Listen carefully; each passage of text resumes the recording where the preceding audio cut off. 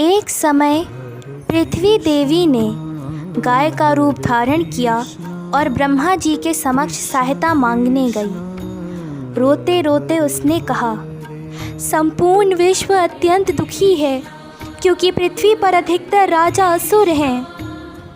अतः ब्रह्मा जी जो ब्रह्मांड के जनक हैं, भूमि एवं सभी देवताओं के साथ क्षीर सागर पहुँचे, जहाँ भगवान विष्णु श्वेत दीप नामक अपने धाम में निवास करते हैं। उन्होंने भगवान विष्णु को श्रद्धापूर्वक प्रणाम किया और पुरुष सूक्त नामक मंत्रों का उच्चारण किया। सामान्यतः देवता गण भी पुरुष सूक्त का उच्चारण करके श्री विष्णु को नमस्कार करते हैं। भगवान श्री विष्णु ने कहा, मैं शीघ्र ही अपने भाई बलराम और बहन योग माया के साथ वसुदेव के पुत्र रूप में पृथ्वी पर अवतार लूँगा। आप सभी देवताओं को यदुवंश में जन्म लेना है। तब मैं स्वयं सभी देवताओं की रक्षा करने और असुरों का वध करने के लिए परमेश्वर कृष्ण के रूप में आऊँगा। कुछ समय पश्चात यदु राजा शूरसेन के पुत्र वसुदेव ने उग्रसेन की सुंदर कन्या देवकी से विवाह किया। विवाह के पश्चात देवकी का भाई कंस उन्हें एक सोने के अद्भुत रथ पर बिठाकर ससुराल पहुंचाने के लिए चल पड़ा। उसके साथ सैकड़ों सुंदर रथ, 200 सुंदर सखियां, 1400 सुसज्जित घोड़े और सोने और मालाओं से सजे 400 हाथी भी थे। शंखों, तुरही और नगाड़ों से अद्भुत संगीत गूंज रहे थे।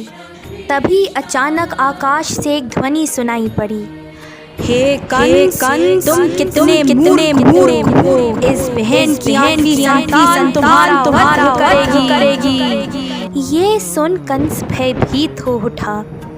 तुरंत ही उसने देवकी के केश पकड़ लिए और उसे मारने के लिए अपनी तलवार उठा ली। उसके निडर पति वसुदेव ने कंस को रोका और कहा, मेरे प्रिय भ्राता, कृपया अपनी ही बहन का वध मत करो। देवकी से तुम्हें कोई कष्ट नहीं होगा। अभी तक तुम पूर्णतः सुरक्षित हो। मैं तुम्हें वचन देता हूँ कि जब भी देवकी की कोई संतान होगी, मैं तुम्हें दे दूंगा।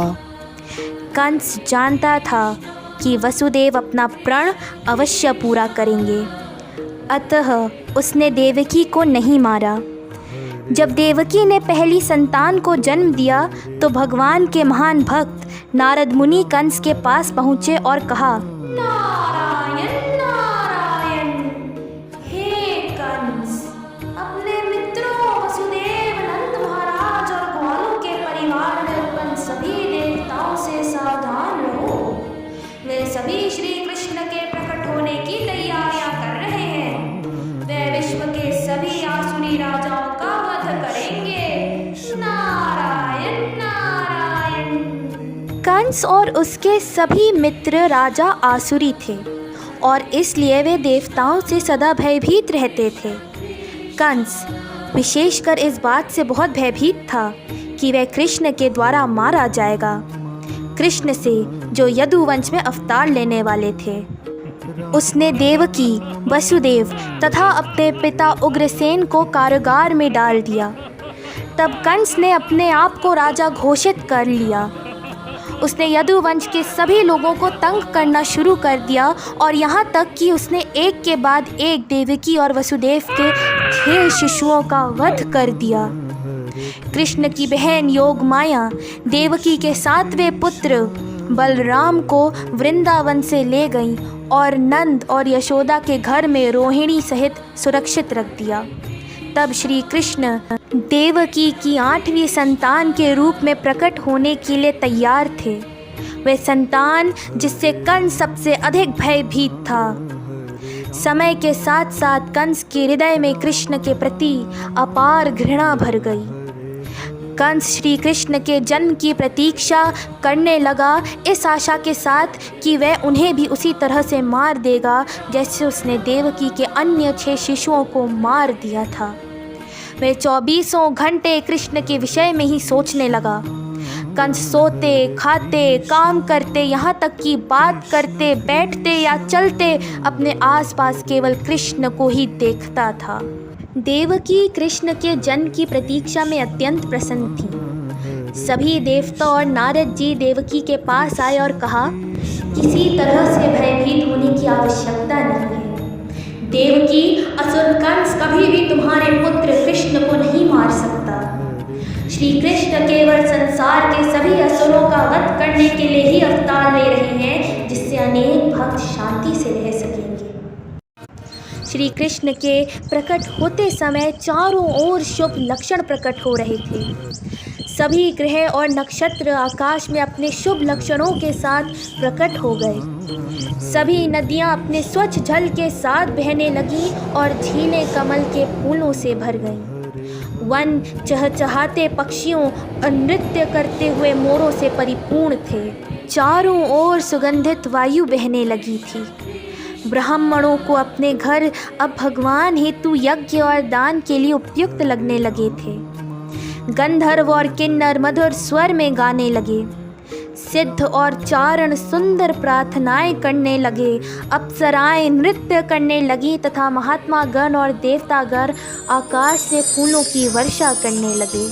तब अर्धरात्रि के समय तथा मूसलाधार वर्षा के मध्य पूर्ण पुरुषोत्तम भगवान विष्णु देवकी के समक्ष प्रकट हुए, जो स्वयं एक देवी प्रतीत हो रही थीं।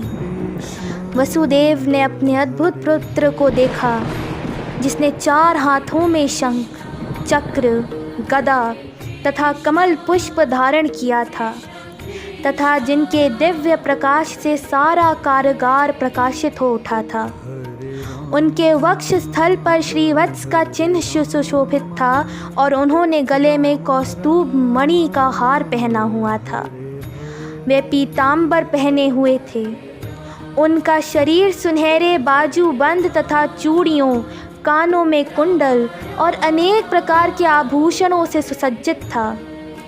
उनका मुकुट वैदूर्य मणि से अलंकृत था और उनके सिर पर घनी केश राशि थी। वसुदेव अपने अद्भुत नवजात का जन्मोत्सव कई हजारों सुसज्जित गायें ब्राह्मणों को दान देकर मनाना चाहते थे, परंतु कारागार में बंदी होने के कारण उन्होंने केवल प्रार्थना की।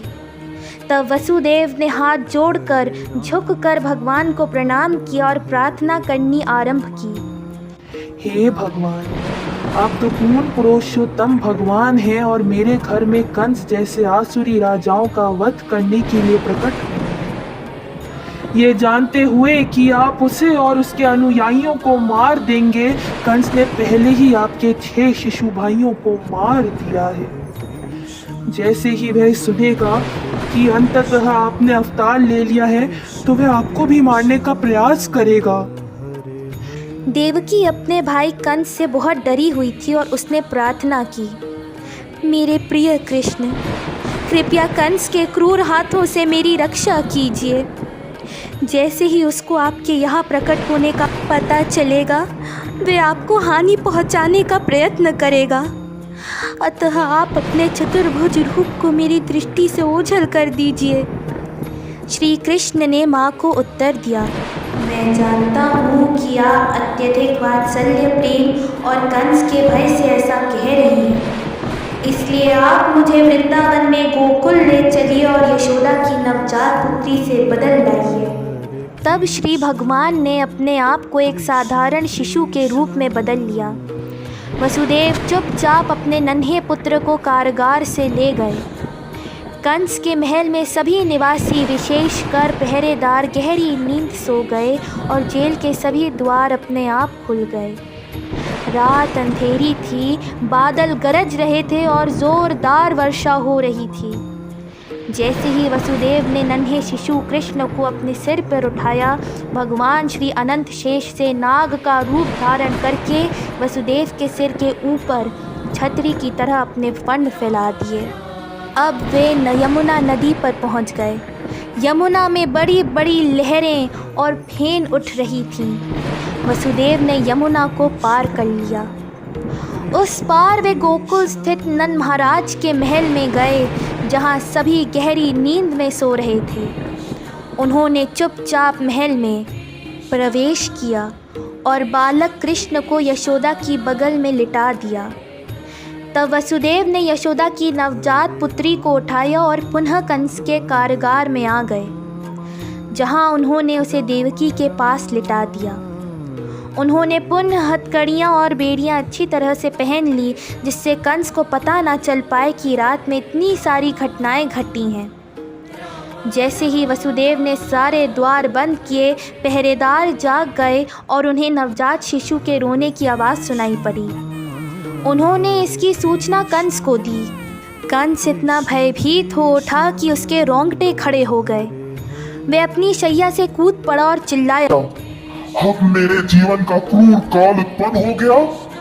वे तुरंत कारागार में देवकी और शिशु की शैया के पास पहुंच गया। देवकी ने कंस से अत्यंत विनीत भाव से कहा, हे मेरे भाई, आप इस बालिका का वध मत करो। आपका वध इस बालिका से नहीं अपितु मेरे 8वें पुत्र से होगा। किंतु क्रूर कंस ने नवजात शिशु को छीन लिया और उसे निर्दयतापूर्वक पत्थर पर पटकना चाहा, किंतु वह बालिका तुरंत ही उसके हाथों से छूट गई और सीधी आकाश में पहुंच गई। वास्तव में वे अद्भुत देवी दुर्गा थीं।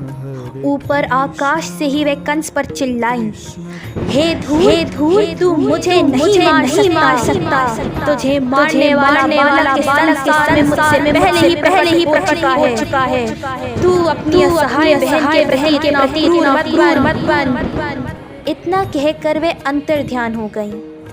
कंस और अधिक भयभीत हो गया। दूसरे ही दिन उसने मन बदल लिया। कंस अत्यंत धूर्त था। उसने अपने असुर मित्रों को आज्ञा दी कि साधु पुरुषों को तंग करो और पिछले 10 दिन में जन्मे सभी नवजात शिशुओं को मार डालो। दूसरी ओर वृंदावन में ये समाचार फैल गया कि यशोदा ने एक बालक को जन्म दिया है। नंद महाराज ने 2 लाख अलंकृत गायें दान में दी। गौओं के साथ साथ उन्होंने अन्न के ढेर, सोने की किनारी वाले पीले वस्त्र तथा आभूषण ब्राह्मणों, संगीतज्ञों तथा गायकों को दान दिए।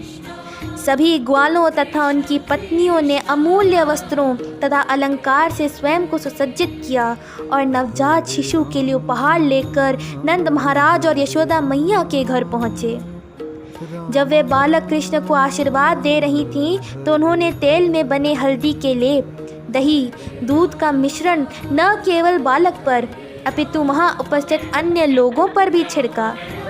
तब ग्वालों ने यह भी देखकर प्रसन्नतापूर्वक मक्खन, दूध, घी और पानी गोपियों पर फेंका। वे एक दूसरे पर मक्खन आदि फेंकने लगे।